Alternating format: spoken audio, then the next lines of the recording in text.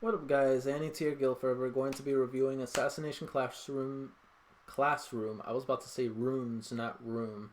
Episodes 20, 21, 22. Sorry if my hair is a mess. I know I look kind of messy. My inner clock has been pretty bad these past few days. Like, I can't tell you. I can't even fathom to tell you how much I was lacking sleep these past few days. Okay, for those of you that are wondering why I haven't been uploading for the past few days, is because I had relatives visiting over because it was my father's birthday. And to me, my father's birthday was more important. So I was spending time with them. Okay, that was the main reason. Now, um, if you, yeah, that was the reason why I haven't been uploading, but it's all over. My relatives left already, and now I can focus on this. So yeah, that's the reason why I look all messy. It's been a struggle for the past few days. Sleeping wise, it's been a struggle. But anyway, yeah, Assassination Classroom. With this, we have finally concluded Assassination Classroom, the first season. For those of you wondering what's going to come out after Assassination Classroom, if you've been paying attention to my videos, you would know that I'm going to be going back into the Fate Zero series. I fully watched everything I needed to watch and caught up on where I need to be. And all I gotta say is this: even though I rewatched it and I gave it another second thought, I still stick to what I say. Fuck Saber. I hate Saber.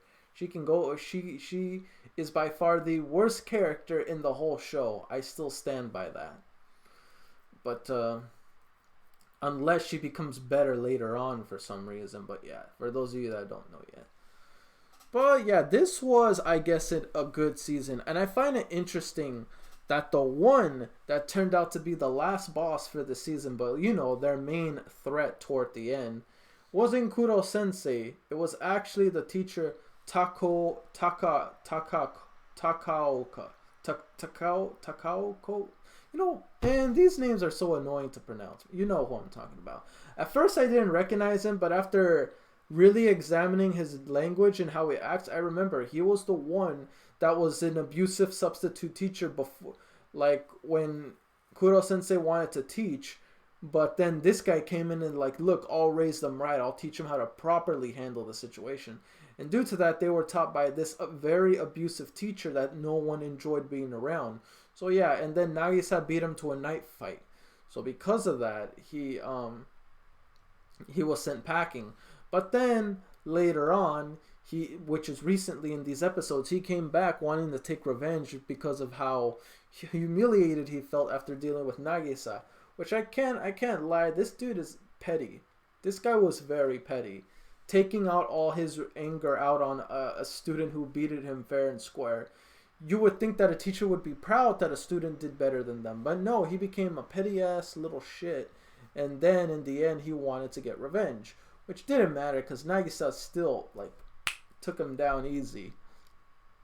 He was a problem, even though I found it kind of random that the guy got scared of Nagisa because of how he presented himself, even though it's clear in a matter of strength he has the upper hand. I just found it weird that a simple gaze got him all scared all of a sudden. I always thought it was just weird. I don't know how assassination works. I don't know really the method behind this technique. I'm not sure if maybe it's just Nagisa's character to seem that way, because if I remember correctly, he was kind of taken, he was kind of like underestimated and was put a big impact on that teacher.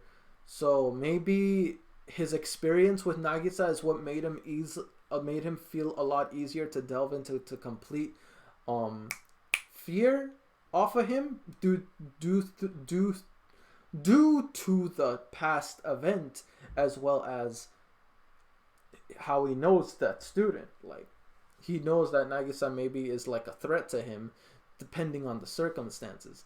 But I didn't expect him to get that scared. Like bro, it's, you have the clear advantage in strength, but I get it. Strength doesn't always mean everything in a contest of killing someone. I wouldn't even say killing someone should be a contest, but in this situation, kind of was.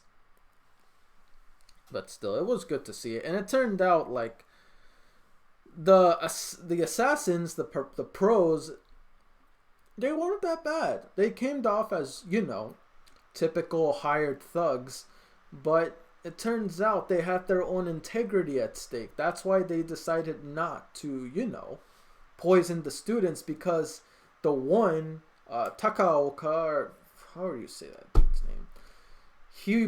He never intended to give them the remedy, and due to that, they felt like, we're going to be killing kids no matter what, even though we were hoping the kids would follow through with the plan, that way they don't have to go through us killing them. But either way, this dude, he was planning to kill these students for real. And he went against he went against negotiation. So how can we respect someone that can't even properly abide by his own sayings? Come on now. This is not what we signed up for. So I gotta respect them, even though on the surface, that guy isn't really an assassin. He's just he looks military, but he didn't know the context of the poison, and that's all they needed to go on in order to get them, to go through with this. Even though they went against their clients, I'm assuming they still went through their task of defending him due to the fact that, they want to see what the students got, and I'm pretty sure they were not disappointed. I wasn't disappointed. I thought the students did great. Every single bit, just impressed, and just impressed throughout these entire few episodes. And I gotta hand it to these kids. They really know how to bring the beat down and to take on these dang pros. I tell you what. Goddamn. But still. I feel like they're the final boss for this season. Now I say final boss, like some video game or something. But I was happy how this ended off. I thought it was just gonna end off with them doing this massive elaborate plan to take down Kuro Sensei, and they become close but failed ultimately, which we did kind of get, but it wasn't like the finale. It was just, how can I say? It was just a way to handicap Kuro Sensei so he doesn't get involved in saving of his students. He was just doing all this. Well, the students were the ones that were shining. This was a good way to let every character allow the fruits of their labor, their training, everything they went to really come to the surface. It showed that these kids were very well taught from beginning to end, and you can't help but really notice and appreciate it. Once again, as I said in my reaction, Terasuka, or the one that was considered trash, like a bully, his character came a long way from beginning of the season. And I'm not gonna lie to you, I still stand by what I say when I say he is by far the best flushed out character, very well developed character. Even though there's probably other students that get more shine than him, he's been shown periodically on his growth.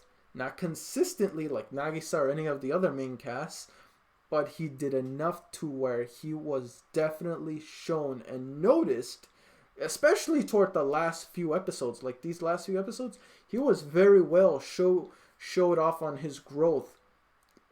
Like you can tell he's grown as a character, and I'm not gonna lie to you, out of all the characters, I kind of like him more. Even though I will have to admit, the cross-dressing Nagisa was like, please don't develop further into that, boy. Like, you're a guy. Act like it. You don't look like one face-wise. You look like a girl. But, bro, technically on paper you're a guy, so act like one. For fudge. I forgot my microphone was back there. I apologize if my voice wasn't heard that well. Again, guys, I apologize. It's, again, my internal clock is like really off, and I've slept I slept enough to where I'm good now, but I'm still kind of like drowsy, you know? So excuse me for my stupidity, even though I feel like I still do dumb shit either way. Anyway, guys, I'm feeling still hella tired, so I really don't have any questions right now because, again, I want to pass out. So if you have any questions for me, feel free to mention them in the comment section below. That works too. Now, there's no like goal. we already know what's coming, so there's really no let go. But I'd appreciate it if you guys did like it up. I very much like that. But yeah, anything related to the series, feel free to let me know in the comment section down below.